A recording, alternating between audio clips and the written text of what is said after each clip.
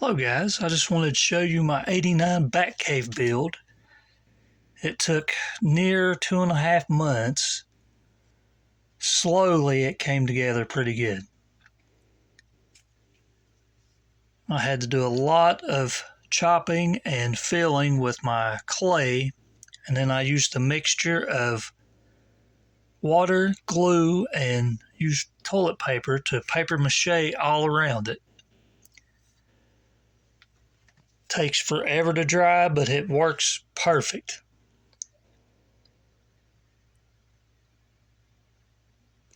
Next, I cut out layers of foam for the platform. I had to make all this modular so everything would fit together better. Plus, it was the only way to move it, because when the finished product come out, it was around 6 foot long and about 42 inches deep. The turntable actually does turn, but there's not really much point for it to turn. But I just wanted to add that in there.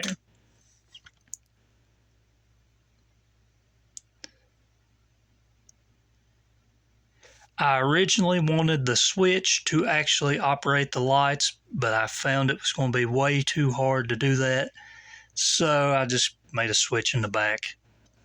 I ended up making a infinity tunnel for the Batcave entrance for the car to come through. It really works well in pitch black. It doesn't show up the more lights you have. But I built everything from scratch using expanded PVC sheeting, a lot of polypropylene rods, and just a lot of time.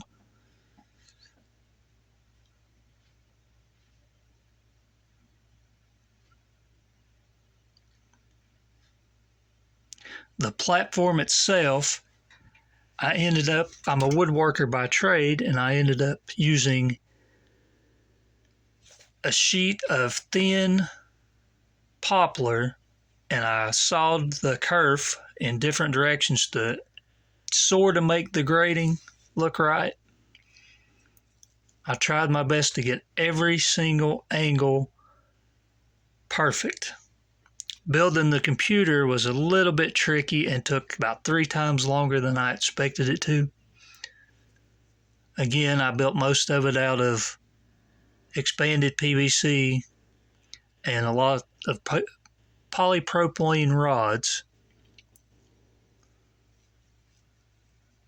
Everything is very close to 1/12 scale. I tried to keep it as close to my Mezco as I could. It scales well with the 7-inch figure pretty good from McFarlane, but the car doesn't really scale with that, even though it came out with it, so I just decided to go with my Mezco. Basically, for the computer screens, I just used the vintage 89 Topps trading cards.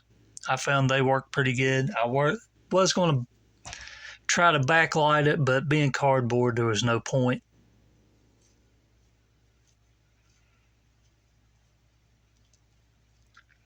The final product actually turned out pretty good. It's a little top heavy, but other than that, for the chair, I used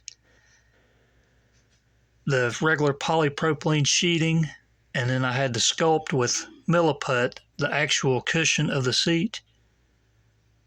I tried carving polypropylene sheeting, but it just was not going to work out right.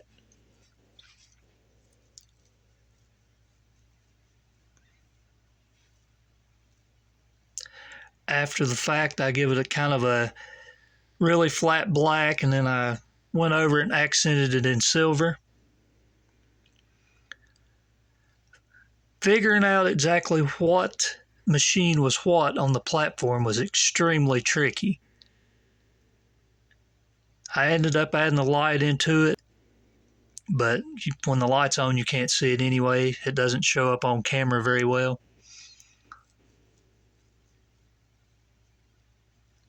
For the vault, I just used flat PVC, expanded PVC. I layered it up, and then I done a lot of intricate cutting and sanding on it to make it look like it had depth. And I was going to use stock already made cogs that you can get from hobby stores and packs, but I decided for the right shape, I had to cut one out and make it from scratch.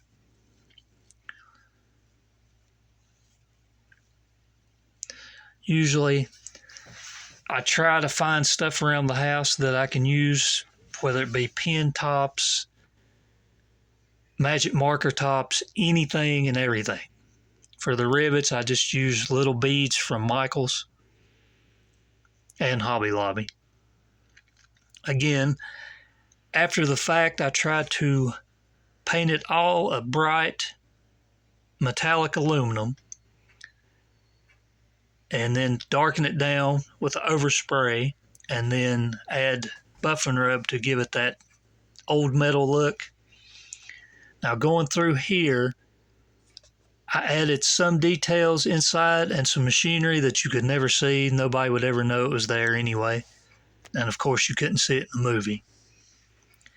Again, the infinity tunnel works best when the lights are completely off. I tried to get every single angle right that was in the movie that you could see. Some of it like going in behind when he comes through and up to the platform. There's just like 2 frames in the movie that's all you can see. And I had to try to just pause and work with it and then go back and redo stuff.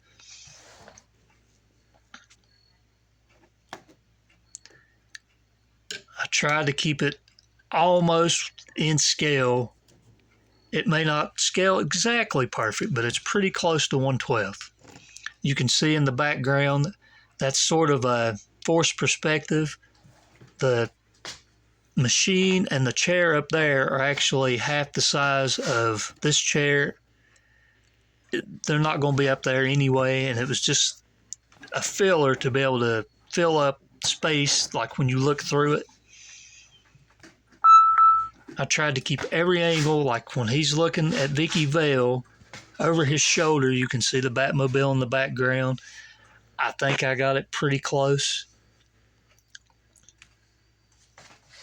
When he's talking to Alfred and Alfred's standing in front of the vault, I tried to keep the same, what I could guess at the right distance away from it. Hopefully it was close.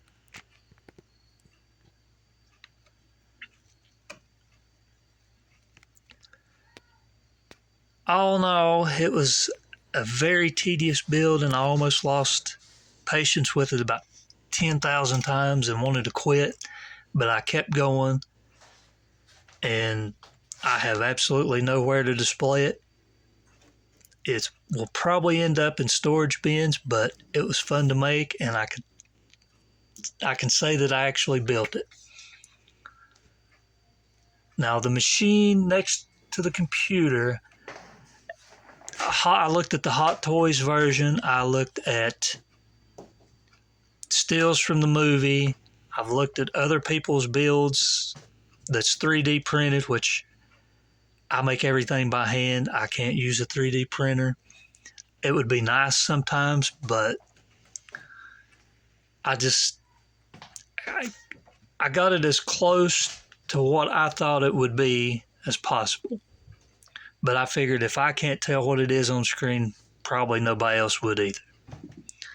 Now, this is my custom McFarlane Batmobile that I done all the work on, added guns, added the canopy.